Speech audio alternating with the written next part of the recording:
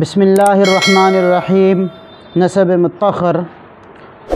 حضرت آدم سے لے کر نبی کریم صلی اللہ علیہ وسلم تک جس قدر انبیاء و مرسلین گزرے، کسی تعین نے ان کے نسب مطہر میں کبھی کلام نہیں کیا۔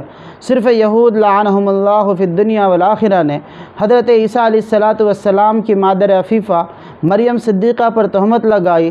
حق جل شانہ نے اپنے کتاب میں نہایت تفصیل کے ساتھ حضرت مریم کی برات اور حضرت مسیح کی ولادت باسعادت کی کیفیت کو بیان فرمایا اور جا بجا یہود پر لعنت فرمائی، جس سے صاف ظاہر ہے کہ اس غیور مطلق کی بے چوں و چگوں غیرت ایک لمحے کے لیے یہ گوارا نہ کر سکتی کہ کوئی خبیث اس کے بھیجے ہوئے پیغمبر کے پاک نسب میں کسی قسم کا کوئی شک اور تردد کرے۔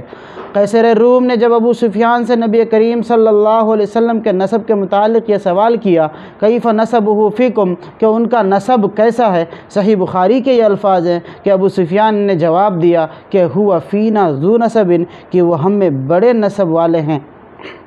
ہمارے نبی اکرم محمد مصطفیٰ صلی اللہ علیہ وآلہ واصحابہ وبارک وسلم کا سلسلہ نسب جو عالم کے تمام سلاسل انساب سے اعلیٰ اور برتر اور سب سے افضل و بہتر ہے، وہ سلسلۃ الذہب اور شجرۃ النسب یہ ہے۔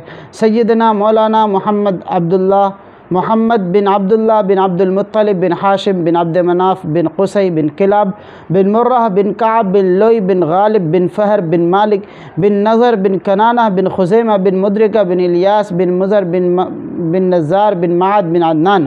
بخاری شریف باب مبعث النبی صلی اللہ علیہ وسلم۔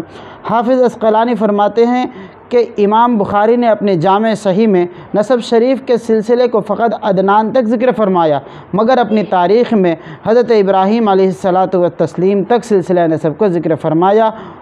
عدنان تک سلسلہ نسب تمام نسابین کے نزدیک مسلم ہے، کسی کا اس میں کوئی اختلاف نہیں، اور علی ہذہ عدنان کا حضرت اسماعیل علیہ السلام کی اولاد میں سے ہونا یہ سب کے نزدیک مسلم ہے۔